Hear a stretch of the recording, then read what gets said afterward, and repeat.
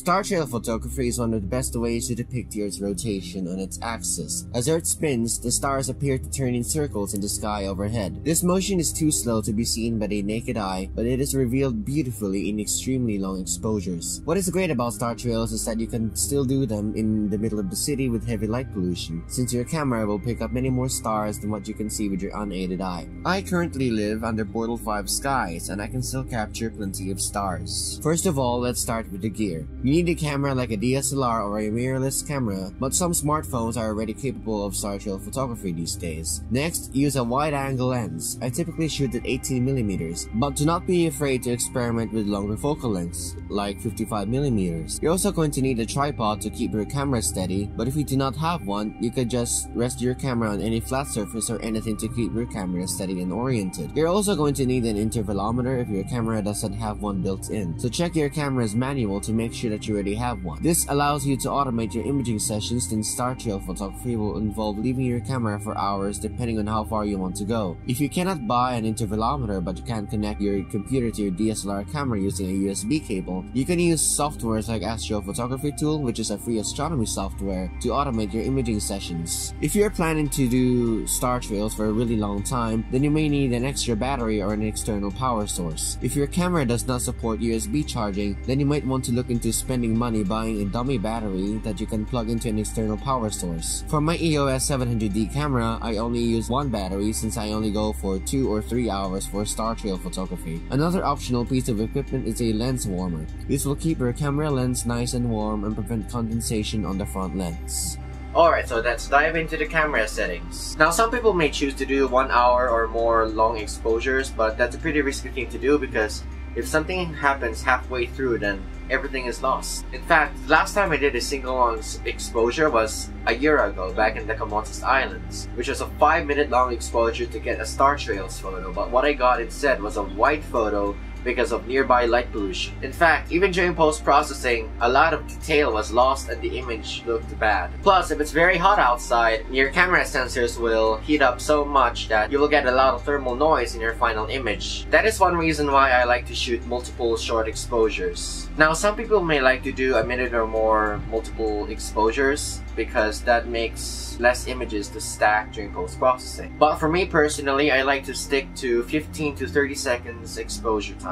In that way, shooting multiple exposures will allow you to not just create a star trails image, but also create a time-lapse video. So just stick to the star trail limit of your camera lens. One easy way to figure this out is to use the 500 rule, which basically means that you have to take the number 500 and divide it by the focal length of the camera lens that you're using.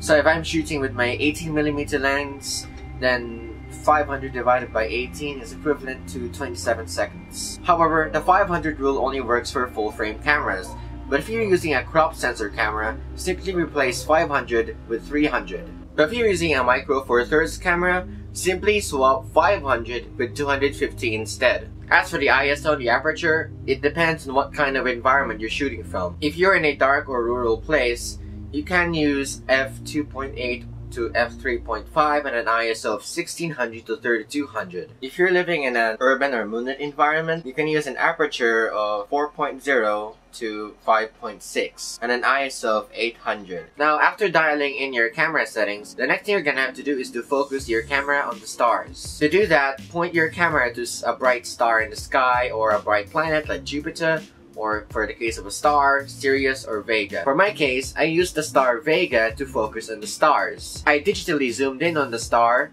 and focused on it manually, making sure that it's as small as possible. If you're having trouble focusing using a bright planet or star, you can use a distant street light to achieve good focus. So after you're done focusing, it's now time to choose your composition. The location and direction you face will influence the pattern you see in your star trails. If you face north in the northern hemisphere, you will get concentric circles, and in the middle is the North Star Polaris. The point directly at the center is called the North Celestial Pole. This is the point where the Earth's axis points at. So as the Earth spins, all the stars appear to circle around this point. If you want to get concentric circles in the southern hemisphere, then you'll have to face south. If you face east or west or from either hemisphere, you will get diversion arcs. The straight line that emanates from the east or west is known as the celestial equator, which is the area of the night sky directly above the Earth's equator. If you face south from the northern hemisphere or north from the southern hemisphere, you will see arcs stretching over the horizon. Since I do not have an intervalometer with me, what I'm just gonna use is astrophotography tool on my laptop. I'm also gonna show you how to set up astrophotography tool and how to automate your imaging sessions.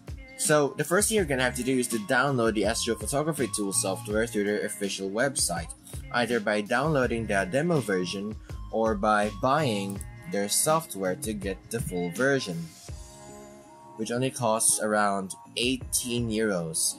However, the demo version is the current one that I use and it's already okay for me, and I can already do plenty of things with it. But I'm no longer gonna click this because I've already downloaded it into my computer. Alright, so after installing astrophotography tool, the next thing you're gonna have to do is to connect your DSLR camera to your laptop via a USB cable or whatever. Also make sure that your DSLR camera is turned on and then hit this connect button here. Camera connected. After that, hit this edit button, choose a plan, and then choose add new light frames plan. And then from here you can choose your exposure time, ISO, the amount of time between exposures in seconds, and the number of images that you want to take. For the quality, choose RAW. For the aperture, choose any aperture that you want. For my case, I'm gonna choose 4.5. And then if you have a filter wheel, choose any of the values here. For the exposure time, I'm gonna use 10 seconds. For the ISO, I'm gonna choose 1600. For the pause, I'm gonna choose 1 second. And for the number of images, I'm gonna choose 200. After you're done with all of this, choose add as new. And then click OK. If you want to take test shots, hit this shoot button here. And then after you're done making your composition, click the start button here, and then you're ready to go. Also, don't forget to turn off long exposure noise reduction, otherwise you'd have to wait a long time in between exposures. And now we're off. Hopefully the sky remains clear for you guys for the minutes and hours to come. Also, if you found this video useful, don't forget to hit the like, share, and subscribe button so that I will continue to make videos like this. Alright, so I've imported all the images into Adobe Lightroom, but I took 137 images, but I only managed to use around 83 of them because of clouds. But if you don't have Adobe Lightroom or you shoot in JPEG, you can skip this part to whatever time is on the screen right now. So what I'm gonna do here is I'm gonna have to reduce the brightness, the highlights a little bit.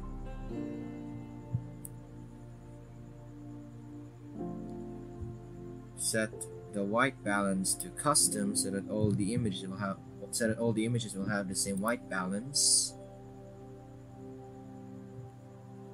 Increase the clarity a little bit. So my computer is kind of slow.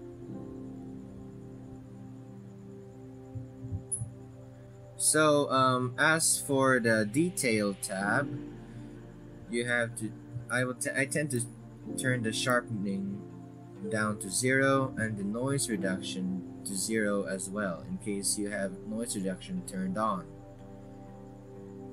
So as for the lens corrections, you shouldn't apply any of this except for remove chromatic aberrations if you have some weird color fringing around your stars.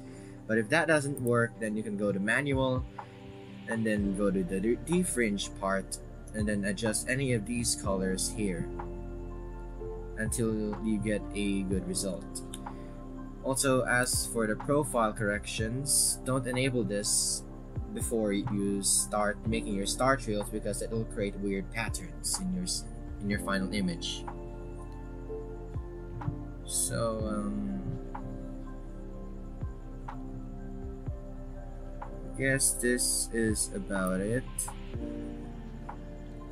So what I'm gonna do is to select all of my images and then hit sync to sync the settings.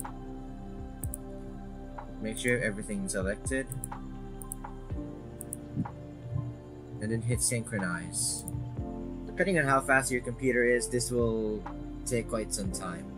Alright, so once that's done, the next thing you're gonna have to do is to export all the files. So make sure all the files are still selected, and then go to File, and then Export.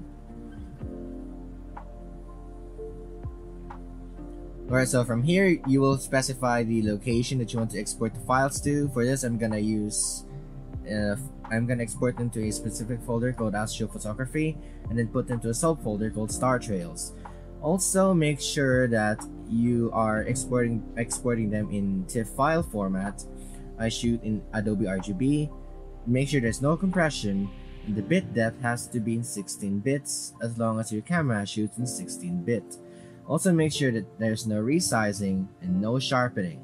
So once they're all done, after you've done all of these things, hit export. Okay, so after you've exported all of your images from Adobe Lightroom, the next thing you're gonna have to do is to drop all of your images here into star stacks. So to do that, you will have to locate your destination folder, select all of the images, and then drag and drop them here. So as for the blending mode, I'm gonna choose gap filling. And if you want to, you can choose comet mode to have a cometary effect in your star trails. And if you want a time-lapse video of the stars trailing, you can enable this save after each step box. So after you're done with all of this, you can click this one here to start the processing. So depending on how fast your computer is, this will take quite some time. Alright, so Star Stacks has finished stacking all of our images. So the next thing we're gonna have to do is to do the gap filling. So for this, make sure to tick the show threshold overlay and then adjust this slider here. You can play with this, and it has selected the foreground a little bit, but you have to make sure that most of the star trails are also selected.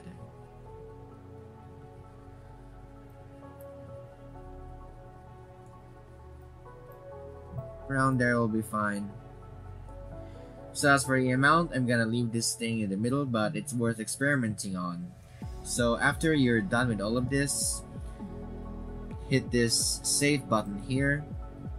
So also make sure that if you rename this into anything, say Star Trails, make sure you put a .tiff at the end, because if you don't do that, then Star Stacks will automatically save this as a JPEG file, which means that you will lose some information. So after you're done with this, hit enter, and then your image is saved. So the next thing you're gonna have to do is to import this into Adobe Photoshop. Okay, so after opening Photoshop, the next thing you're gonna have to do is to import the image into Photoshop by going to File and then Open. After that, you're gonna have to locate your image.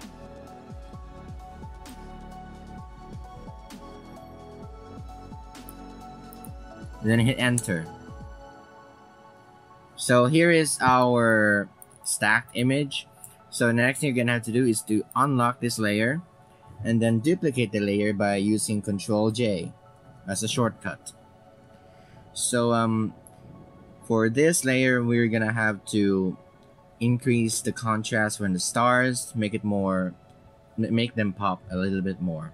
So to do that, we're gonna have to do a brightness and contrast adjustment, enable a clipping mask, and then just increase the contrast like that. And also we are gonna have to do a curves adjustment to make the star trails pop a little bit more. But don't worry about the foreground, because we're gonna have to blend a properly exposed foreground to this image later on.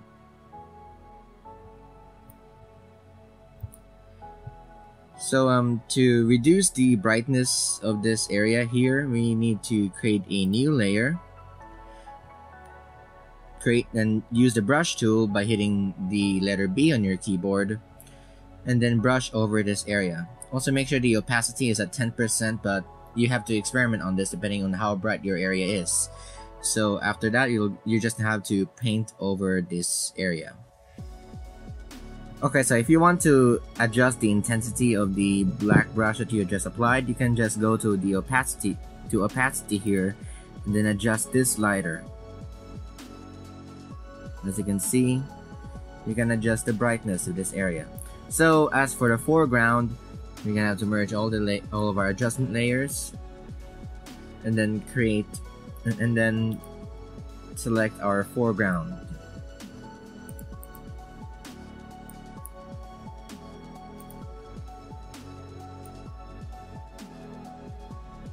So to blend our foreground, we are gonna have to select our foreground using the quick selection tool to quickly select our foreground layer.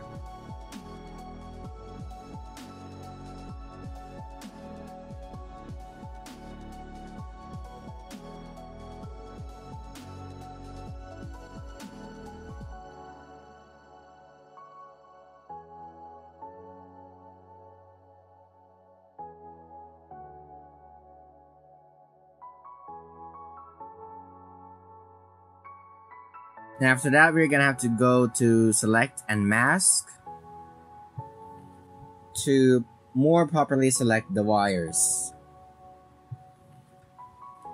So I'm gonna use the refine edge brush tool and then brush over this area. And depending on how fast your computer is, this will take quite some time. Okay, so once you're done selecting your foreground, the next thing you're gonna have to do is to add a layer mask on this layer.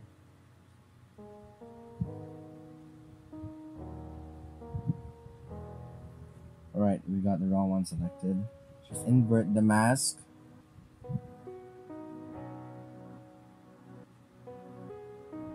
And voila! Here is our foreground. So we can also make it a little bit darker.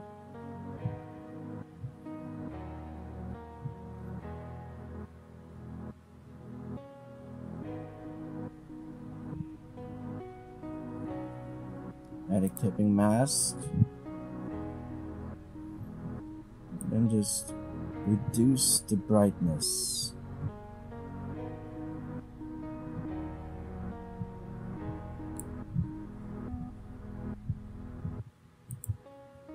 Alright, now let's put this in the previous layer.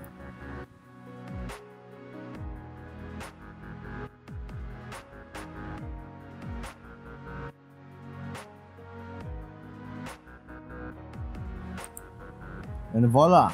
Here is our final star trails image. So the next thing you're gonna have to do is to right click and then choose flatten image. So it's up to you if you want to make more adjustments to this image. So say for example you want to change the white balance, you can go to filter and then camera raw filter. Or I can just use the color balance here, but I'm just going to use the camera filter anyway. This is a powerful thing. And you can also make your final adjustments. So from here we can adjust our white balance.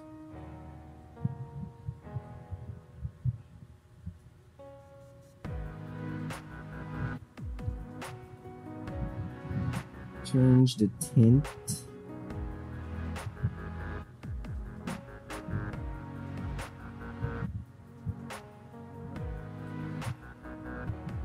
Right there, and then hit OK when you're done.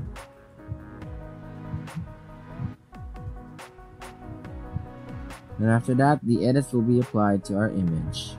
So yeah, this is our final image right here. If you like this video and like tutorials like this, don't forget to hit the like, share, and subscribe button so that you won't miss any future videos. And as always, clear skies, and see you again in the next video.